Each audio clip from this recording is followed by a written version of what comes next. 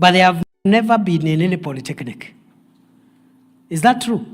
Naweza tengeneza meza, lakini hajaenda polytechnic. So we have brought something called recognition of prior learning. If you are already a mechanic, but you have no qualifications, we just take you to the nearest TVET for 2 weeks. We bring the assessors to assess the level of your knowledge, the level of your skills. In 2-3 weeks, if we are certain that you are as good as any other mechanic, we give you the certificate. And many young people today in what we call Juakali, many of them are welding, dirisha. They can do something hapo. So we can recognize that knowledge. You just go to the college, we get assessors from government, they assess the quality of your knowledge. We have also brought in something called dual training policy and many other things which I don't have time to explain in the tertiary level. That's why you have seen in 2022 when President Ruto was sworn in, the number of TVET students across Kenya was massive. Yet economists will tell you are supposed to have more students at tertiary level than those in the university. It's supposed to be a pyramid. Ours was inverted. You had almost 1 million students in universities. That's not good for the economy because you need more people with technical hands-on skills and fewer people with higher level supervisory knowledge to assist. But you need plumbers. The country is run by plumbers, electricians, masons. You know, they are the ones who do the practical things. But we had more university students, almost 1 million, than tertiary institution students, 297. Today, in 3 years, we have moved the enrollment of TVET students from 297,000 in September 2022 to 720,000 today. By December, we want that number to go to 1 million. By next year, end of 2026, we want the number of TVET students to go to 2 million.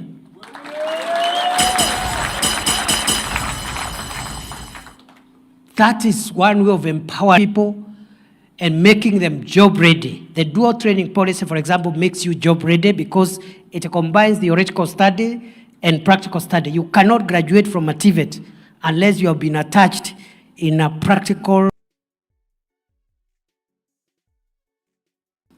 industry, a practical business, doing something related to your area of study. That way you become job ready by the time you graduate, and so forth and so on. So that's what we are doing at the university level. We are fine-tuning the funding model of the universities because in 2022, many universities were going bankrupt based on the model we were using to fund higher education. Today, the vice chancellors will tell you the funding model we are using is better, and many universities that were in debt are slowly stabilizing financially. We have also said, as much as there are issues around the means testing tool, we will refine the means testing tool going forward to make sure that students who cannot afford fees are not locked out of college because of the university funding model we are using. And you've seen already the funding to higher education loans board has increased. Last year, we gave help 35 billion. This year, it is 41 billion. Talking about macroeconomic stability, like lower interest rates, like a stable currency, like Kenya now has a very stable currency. When we came into office, the dollar was exchanging at 167 to the dollar. Today it's 128, 129 to the dollar. When we came into office in 2022, Kenya did not have any foreign exchange. The value of imports was too high compared to the value of our exports. Today, we have narrowed the gap between our exports and imports, and we have a very healthy, for those who are economists, there is something called a current account. We have a healthier current account because we are exporting more and importing less. One area where we were using a lot of foreign exchange to import, we were importing a lot of food. We were importing a lot of maize, a lot of wheat, a lot of rice, a lot of cooking oil. The government, in its agricultural transformation program, is reducing imports, encouraging our own production. For example, I can give the example of maize. 2022, we had produced 34 million bags. 2023, we produced 44 million bags, an additional of 10 million bags. In 2024, it rose again to 64 million bags. This year, we are expecting to harvest 75 million bags of maize. Already, we have reduced the number of maize imports by 70%. We are doing the same for rice. We are doing the same for cooking oil and edible oil. We are doing the same so that we save on foreign exchange, we reduce the imports, and we have a healthier current account, and we also have enough cash reserve ratio. Cash reserve ratio is enough foreign exchange.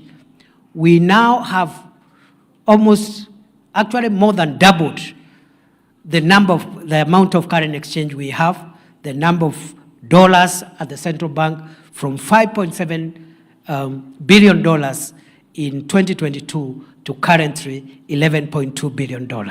So we are doing that so that we reduce the amount of money we spend in importing, so that the economy can be stable, so that private sector can access credit. You've seen the interest rates have started coming back from commercial banks, so that private sector can have more credit and employ more people. So there are many things we are doing to encourage private sector to absorb more young people in their businesses. But we are also saying that many young people are not looking for employment. Many young people are looking for income opportunity, either through business or through selling their talent. And that's why this curriculum is really a game changer. Because in this curriculum, we are saying those who want to be engineers and people to scientists and mathematicians, and you go to a STEM pathway, and then you become a scientist, you help us solve national problems. But those who want to study social sciences and humanities, you study humanities, you help us, we also help us to solve social problems. But those who also want to do sports and arts and creatives, specialize in them and make your money through creatives.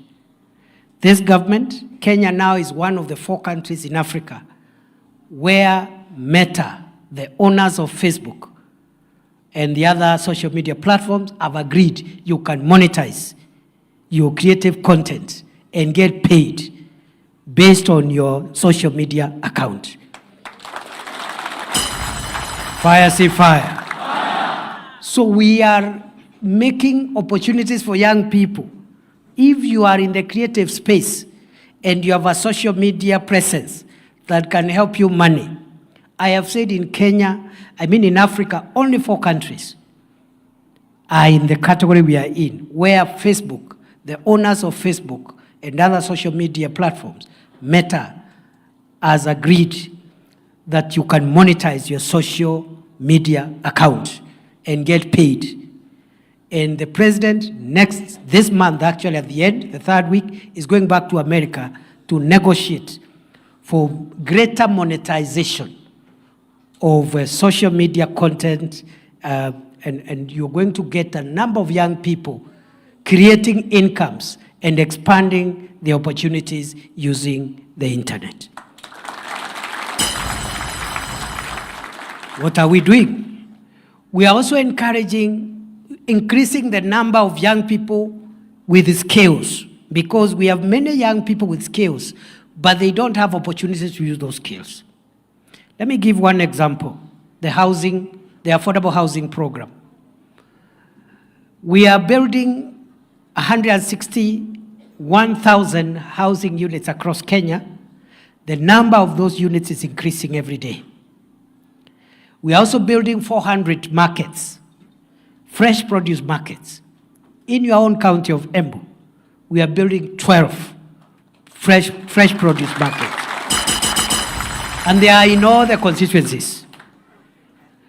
We are also building hostels for comrades. We are building hostels in universities so that you can have affordable accommodation. You get a good accommodation, which you would have paid 6,000. Because of the standard, you would have paid 6,000. That same quality, which is charging 6,000 to a university or TVET student per month, the government will build it, you only pay 2,000. Same high quality, so less than half of what you're paying. But also, those who cannot afford and are staying in dangerous and healthy and dignified dwellings because of your income level, instead of staying in a mud walled house or some place which is raining, is leaking, and paying 2,000 a month, you will now upgrade yourself. That 2,000 you are paying, you'll come and pay it in a place with the internet, with water, with a cooker, with the gas and everything. So it is one way of bringing dignity to our young people in universities and colleges. It's even safer.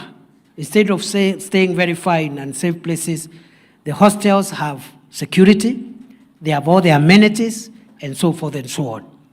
But more than just providing hostels and markets for those in business and affordable housing for those who want to acquire homes, we are also creating jobs using the affordable housing, markets, and hostels program. Already, the young people who are employed in the affordable housing, markets, and hostels program are 320,000.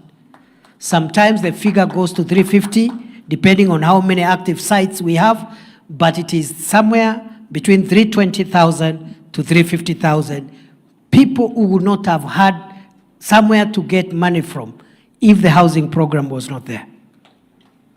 And the housing program is not going to stop, because the demand for shelter, for quality houses is too big. It's only that people could not afford because the mortgages were too expensive. So today, families can have a single bedroom at 2 million, 1 million, 1.5, that way. And you pay what you should have paid as rent. If the rent was 4,000, you pay it in a good accommodation, and over the years, you acquire the house.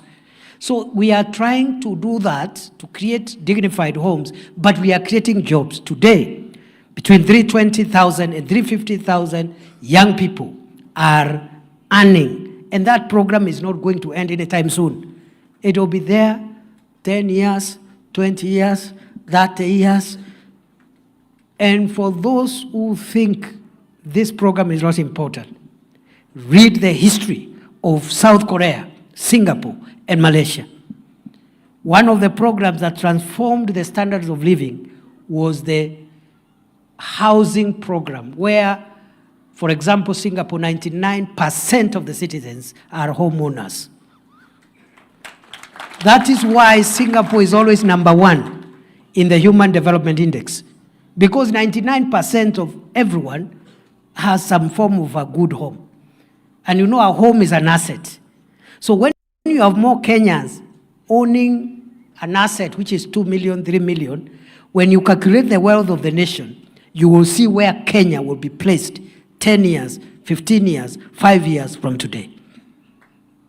So 350,000 young people, plumbers, masons, electricians, engineers, architects, quantity surveyors, and even for the people who have not been lucky to go to school, they are working in those sites as watu wa mkono. And nobody should degrade you because you are a mtu wa mkono. Because as we said, kazi ni kazi. As the Kenya Kwanza, UDA people, we believe work is work. And there's dignity in work. So long as you are getting an income out of it. If you can get a better job, it's okay. But in the meantime, the work you're doing is important and should be protected and assisted to grow. We want to push the number of people working in affordable housing, markets, and hostels from 350 to about 600,000 by the end of the year.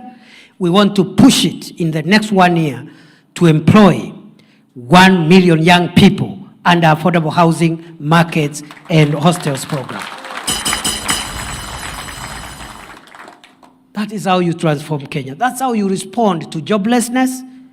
You don't just say there is a problem. And when you are asked what do we do to reduce the number of people who have no jobs, you have no answer. And that is the difference between us and the people competing with us.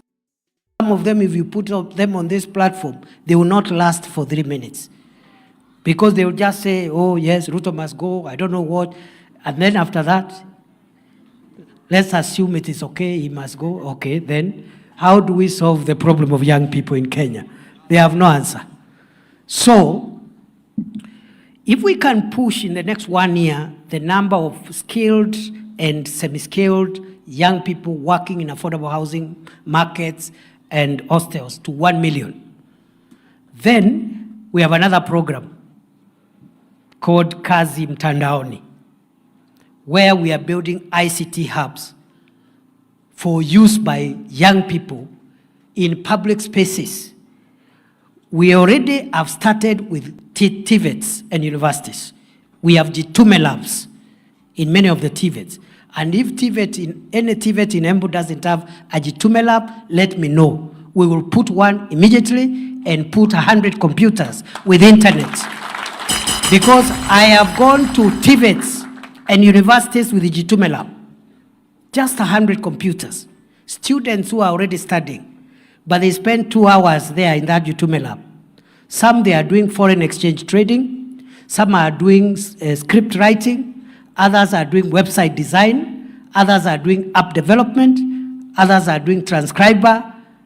And there are so many jobs in the internet, so long as you have stable internet and a computer, which many young people lack. So we are doing Jitume labs. We are doing ICT hubs. The Jitume labs are in institutions. And if there is any institution in Embu County without the Jitume lab, let me know. You will get one immediately. If you have one without enough computers, let me know. I will go and add computers. Nani Deputy President atashindwa na kupatiana kompyuta kwa TVET kweli? Allah. So those Jitume labs, we are also saying the young people who are not in universities and colleges, but they are digitally savvy, but they don't have money to buy a computer and connect it to internet so that they can get into digital jobs. Every market, the 400 markets we are building, including the 12 in Embu County, we are going to put on the top floor of each market a computer lab, an ICT hub with computers connected to the internet, free of charge for young people,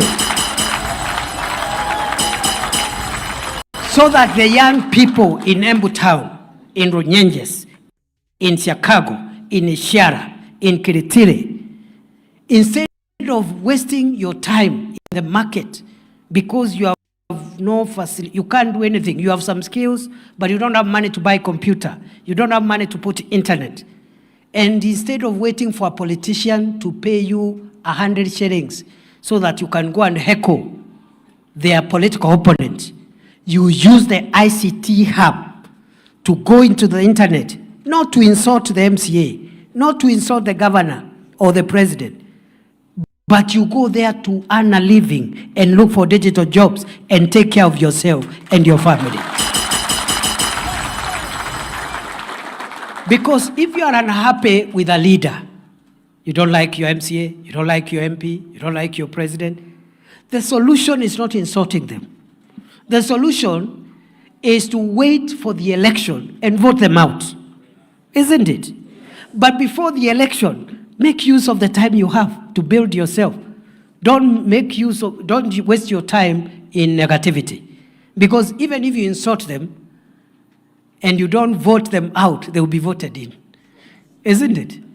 Yeah. And why waste time with all negativity? Just do your thing. Just ukiangalia useme huyu anakaa kama hana habari. They cannot lead anything, and you wait during election. Unamwambia out ninja. Ama namna gani jameni? Fire si fire. Kwa hivyo, we are creating, for already the Jitume Labs, we are about 272 in TVETs and universities. The markets will give us another 400 spots. And these ones are for the youth who are not in institutions. They are in the marketplaces. Pale sokoni, Kiretile, badala ya vijana kukaa hapo idle, wakingojea kuchomwa, jeshi ichomwe, wanaenda kwa internet pale, wanafanya forex trading, wanafanya website design, wanalipwa hela, and they have no time for negativity. Fire si fire.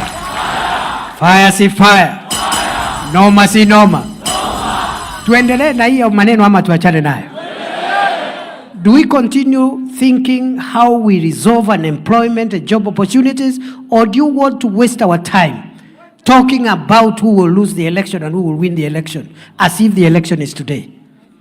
Let's look for those who are leaders. Let's look for solutions for unemployment. Siku ya kampeni ikifika, kila mtu, hakuna mtu anatoka mbinguni, kila mtu amekuwa kiongozi. Aulizwe siku ile ulikuwa na kiti, ulifanya nini? Mimi nitakuja nijitetee, ule mwingine ajitetee, wananchi waamue, tuendelee. Mwenye anachaguliwa anakuwa kiongozi wetu, mwenye anakosa anangoja siku ingine. Ni fire si fire. Ni fire si fire. That is maturity. That's how countries mature. Our job now is not to say who will be elected and who will not lose the election. Our job now is to ask, what can we do when we are in office? What can we do for our young people? So that when the time comes for accountability, we have something to say. So we have about 185,000 young people who are making a living out of digital jobs. But that number is very small. And it is because many do not have access to computers and internet. We even have a new phenomena, those who are ICT savvy. There is a new phenomena called business process outsourcing. Those in the creatives and in the ICT sector, they will tell you. Where companies in America, in Europe, instead of traveling to work there, they employ you at the call center, for example. You are in Kenya, but their calls of that company are diverted to an office in Kenya, customer relations jobs, and other jobs, but you are based here, but working for a company abroad without leaving Kenya. For those who want, because you are educated people, there is one very successful privately run business process outsourcing, BPO, in Tatu City, which is employing 5,000 young people daily in 2 shifts. 5,000 during the day, 5,000 at night, to work for overseas companies, but they are based at Tatu City. And they are being paid for working for overseas countries without leaving Kenya. So, it is my submission, dear young people, it is possible, very possible, in to expand the number of young people getting an income through the digital space, through the internet, through ICT. That number can easily rise from the current 185,000 to 1 million young people. It is possible. It is very possible. So if you have 1 million young people in Kazi Mtandaoni, ICT jobs program, then you have another 1 million young people in the affordable housing and markets and hostels program. Then you have another program called Kazi Maju. And we are saying, if you're a young person, of course the priority, we are creating jobs for you here to do, if you get it here. But for heaven's sake, as a young person, you are more flexible than older people. If you get a job abroad before the one you're waiting for here arrives, go and do that one as you wait for the one here. Because kazi ni kazi. Ama namna gani? Yeah, there are people in America today, in Europe, in Dubai, in wherever. So what has this government done to increase the number of young people getting access to international jobs? We have signed something called bilateral labor agreements, which were not there. And we have started implementing them. That's why you've heard the noise which was there about mistreatment of Kenyan workers abroad. It is lessening by the day. Because today, we have 6 bilateral labor agreements with some of the countries overseas, in Europe and Middle East. And we are negotiating another 13 countries, bilateral labor agreements with 13 other countries, to bring the total to 19, almost 20 countries. In those agreements, before a young person leaves the soil of Kenya, the government of Kenya must know who is their employer, how much money are they going to earn, how will it be paid. If the person, our young person, gets into trouble there, what is the arrangement to bring them home as government? So by the time you live here, we have an end-to-end view so that you don't go there and enter into the hands of slave traders and other people who misuse you. I am happy to report, so far, under the Kazi Maju program of job creation, we have lifted 430,000 young people from Kenya to go and earn living abroad. And you know, they are not relocating forever. We are not chasing them. Just go there, work for 5 years, save some money, invest at home, come back. In fact, I encourage young people, don't go there to stay permanently. So before you go, if you are a young man, you must get a girlfriend here before going. Or a wife. If you are a girl, get a boyfriend before you go, or a husband. Then you go, so that you sikae sana after. And then also invest home. Diaspora remittances have increased in the last 1 year from $4 billion to $4.95 billion. So there is profit in working abroad, those who can go and work and invest at home. Again, 430,000, that number is not ambitious enough. We can easily push the number of young people working abroad in good jobs, well paid, well protected legally through bilateral labor agreements. We can get that number to 1 million young people, Kazi Maju. So if we can continue with the momentum, 1 million job for affordable housing, markets and hostels program, young people in the skills sector. We get another 1 million Kazi Mtandaoni program. We get another 1 million Kazi Maju program. And then for the young people who may not have education, a good education because of challenges, they left school early. We have said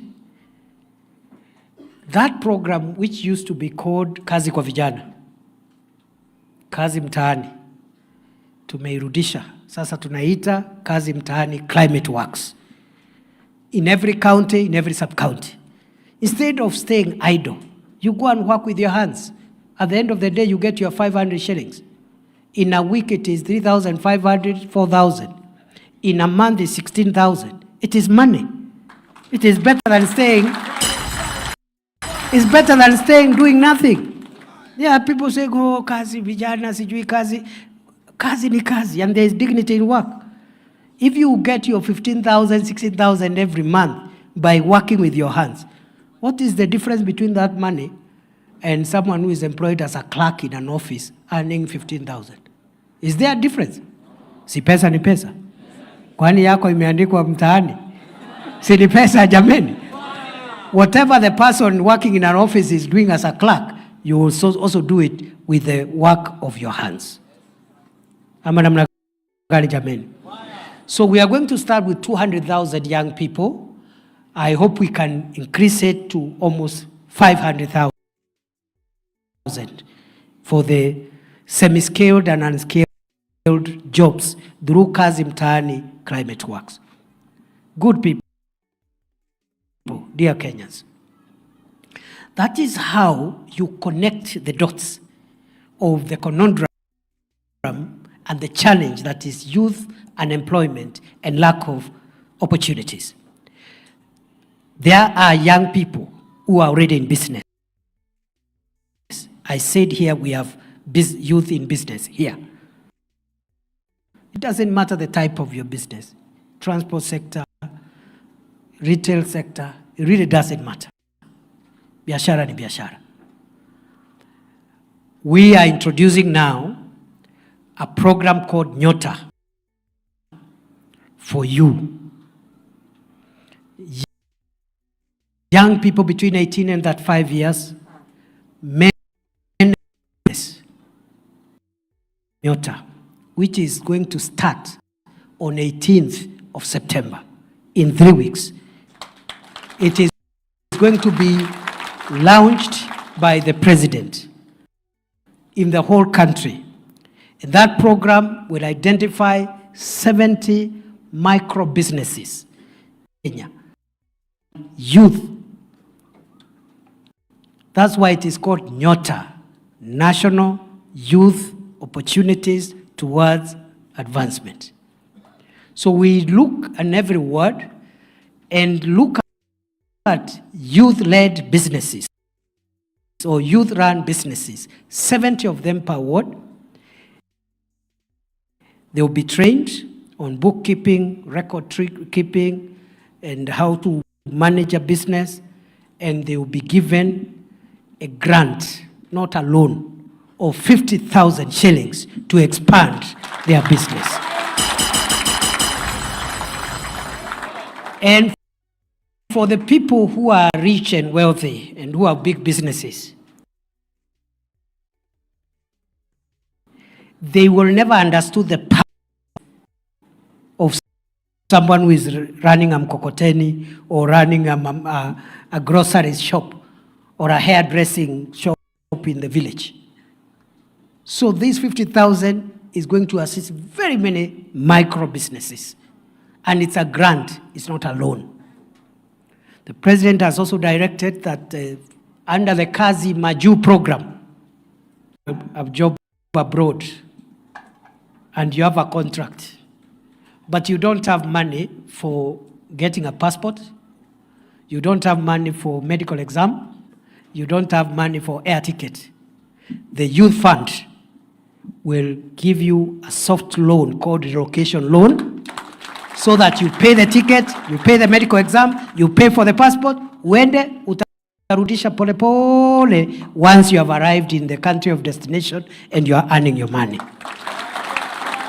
Fire, see fire. Fire, see fire. So, good people, I can talk for a day. I can talk the whole day. But it is not right. And I am not saying that the government should not be criticized. We are in a democracy, the government should be criticized. Because we are not perfect, and no government is perfect. Where we have excesses, we need to be told. Where we need to rectify, we need to rectify. But it is also not true to say that this government is doing nothing. I can talk about agriculture.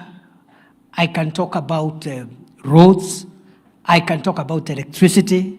I can talk about health, many things. But today I just wanted to speak about the interventions of this government to create jobs and income opportunities for young people. From Kazi Mtaani Climate Works, to Kazi Mtandaoni, to Kazi Maju, to Nyota for businesses, to reforming the education sector, to increasing the funding for universities and the amount that is going to help and supporting comrades in universities, to increasing the number of teachers we are employing. There is something we've done. And we have another 2 years to do even more. So I am not worried. When the time comes for us to account, we will not lack what to tell the people of Kenya. In every county, we will have something to say. Let me give you an example. What we've done, we have asked the National Employment Authority, NEA, to tabulate the 430,000 young people who have benefited from Kazi Maju until now, county by county, constituency by constituency, ward by ward. So that when we come to campaign in Embu, and we are in a place called Siakago, we will tell the people of Siakago, in Mbeere North, that out of the 430 Kenyans who have benefited from Kazi Maju from this administration, a number X, let's say 20,000 are from Embu County, but out of the 20,000 from Embu County, 4,500 are from here in Siakago, and these are their names. So and so from this village. So and so, na tunaweka hapo ofisi ya chief. So that people who are saying uongo will be confronted with truth. Yeah, time has changed. Fire si fire.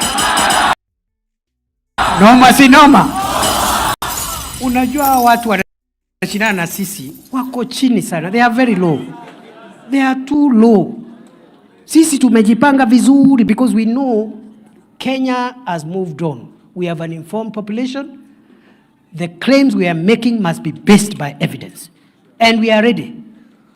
So if, for example, I've just given hypothetically, if we have helped 5,000 or 2,000 young people from one constituency to get jobs abroad, and their names are there, people know the son of so-and-so, the daughter of so-and-so. So who will come there to say uongo? Si atajaribu kuongea alafu ashikwe na kigugumizi. Yeah, they will start stammering. So, please, we will account for ourselves. You should not get worried. Leave no doubt in your mind that this government will account for itself. As I conclude, young people are the hope of the nation. From those in the creatives, which we want you to monetize your talents through social media, to those with the semi-skilled and unskilled labor, to those with elite qualifications in universities, to those with the technical skills in TVETs, to those in business. We have 4 or 5 interventions that over time are going to reduce the problem we have been having, because by 2022, when we came into office, we had about 6.5 to 7 million young people without jobs or income opportunities. And we are reducing the number. Of course, every year more are joining, but we are reducing the number, or we are increasing the number of people we are absorbing, so that you have fewer young people left without jobs and income opportunities. Let me ask you, if by 2027, if we will have created 1 million jobs under affordable housing markets and hostels, 1 million jobs under Kazi Mtandaoni, 1 million jobs under Kazi Maju, 1 million jobs under another assortment of jobs, including the Kazi Mtaani Climate Work. So you you have like lifted 4, 5, 6 million young people from joblessness and hopelessness. And you can now request for more time to do more. Okay? So continue asking the questions. Continue asking the questions. So I want to stop there and tell you that I'm very happy to meet you. I just needed to share this with you, encourage you, and plead with you not to get into negativity. Democracy is a very simple thing. There is a season for politics. People make their case. They state their agenda. We elect some. We don't elect others. And even those who are not elected, it's not that they are misfits. It's only that they didn't have enough votes. And maybe they didn't get now, they will get some other time. So we should not make the country hostile just because of political competition. And nobody on the other hand should threaten the other, oh, you will not win an election, I don't know, you will do. Because election is not life and death. The country's future is life and death. Creating opportunities and jobs is life and death. That we must do. And so the people competing with us must come with the agenda for creating jobs. We will table ours, then they table their agenda. Then you look, examine, alafu uone wale wako wanakaa kama wako na network, wale wengine waambiwa wangoje ama namna gani? Fire si fire. Noma si noma. Embu hoye. Embu hoye. Kwa hivyo nawashukuru sana. I think I'll be meeting you in your own groups later. I just wanted representatives from each sector. As young people, we have a general meeting, but I'll be meeting specifically. Kama nyinyi university students and tertiary students, mimi nataka kikao na nyinyi. Yes. And you know the good thing with comrades, and you know I'm a former university professor. So my youth, I spent my early years engaging young people and empowering young people, training young people. And I'm very proud to see very many lawyers that I have trained doing very well. The good thing with you people is that you, first of all, you listen. And when a point has been made, when you are persuaded, you accept. So mimi nitakuja hapo tungangane kwa sababu kuna watu wanataka kuambia university students this government doesn't care about you. It is not true. So nitakuja hapo tufanye kikao hata kama ni 3-4 hours and you can see I can talk for 7 hours. Alafu na nyinyi muongee namna hii. Ama namna gani? Wacha tusimame tuimbe wimbo moja alafu a few people will come here and say something. Wapi DJ? Nyinyi ni tutam mama mko wapi? Ni tutam. Ni tutam. Fire si fire. Noma si noma. DJ weka ngoma moja nzuri tu. DJ mumesikia maneno ama bado hajafika huko? Nataka unipatie ni kuoke na hiyo ingine, achana tu.